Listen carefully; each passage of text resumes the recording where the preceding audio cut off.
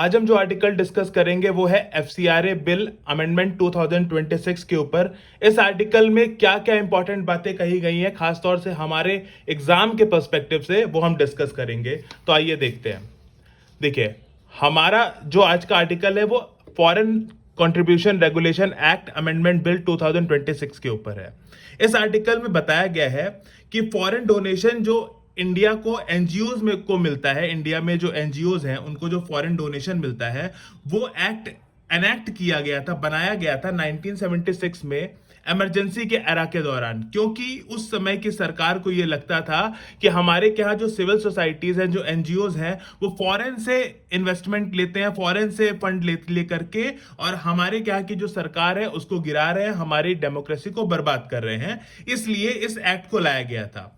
2020 में इस सरकार ने जो अमेंडमेंट लाया उसमें 3 मेजर चीजें कही गई। क्या क्या कही गई? कि एसबीआई दिल्ली रूल, पहला कि जो भी आपको कंट्रीब्यूशन मिलेगा वो दिल्ली बेस्ड एसबीआई ब्रांच में आपको जमा करना पड़ेगा और आप कहीं नहीं कर सकते। दूसरा, आपको जो भी फंड मिलेगा, जितना भी फंड मिलेगा, सिर्फ आप उसका 20% अपने सैलरी और रेंट पे खर्च कर सकते हैं और उससे ज्यादा नहीं। नो सब ग्रांटिंग, यानी कि आप अपने से छोटे एनजीओ को, अगर आपके पास ज्यादा फंड आ गया तो अपने छोटे एनजीओ को आप फंड नहीं दे सकते हैं। इसमें इस सेक्शन में मतलब इसमें अमेंडमेंट जो किया गया है उसमें एक इंपॉर्टेंट सेक्शन डाला गया है 14B, जो सेसेशन की बात करता है कि अगर किसी भी वजह से आपने रिन्यू कराने में अपना एनजीओ का लाइसेंस लेट कर दिया है, या उनकी गलती की वजह से फाइल पेंडिंग भी है, तो आपका जो रजिस्ट्रेशन है उसको खत्म कर दिया जाएगा, आपका एनजीओ बंद हो जाएगा, अब आप एनजीओ नहीं चला सकते हैं। मतलब अगर उनकी भी गलती हुई तब भी आप उसमें कुछ कह नहीं सकते। Government wants to be controller not regulator. Government यहां पर रेगुलेट नहीं करना चाहती है चीजों को, जो गलत चीजें हैं सिर्फ उनको हटाना नहीं चाहती है, पूरी तरीके से अपना कंट्रोल बनाना चाहती है। अगला सेक्शन है 16A और चैप्टर 3A, यानी ये 2 सेक्शंस और ऐड किए गए हैं। वैसे और भी कुछ सेक्शन ऐड किए गए हैं, लेकिन ये कुछ मेजर सेक्शन है जो आपको ध्यान रखने हैं।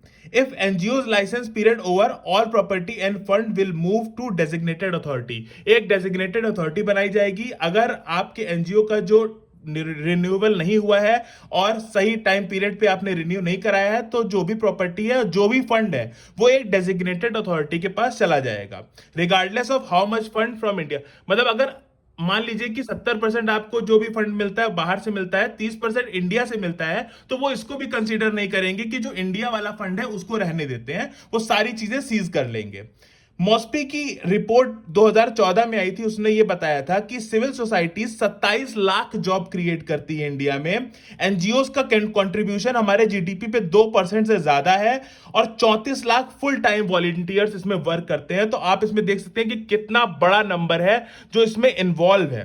ठीक है, उसके बाद हम एफसीआरए का जो लाइसेंस है वो 2000 मतलब 22,000 लाइसेंस रद्द किए गए हैं एफसीआरए के चलते बिटवीन 2014 टू 2026। अब कंक्लूजन में एक थॉट है, a vibrant civil society is the life blood of democracy. Alex de Tocqueville ने कहा कि जो वाइब्रेंट सिविल सोसाइटी है वो डेमोक्रेसी की लाइफ ब्लड है, यानी कि जान है। डेमोक्रेसी में सिविल सोसाइटी का बहुत ज्यादा इंपॉर्टेंस है।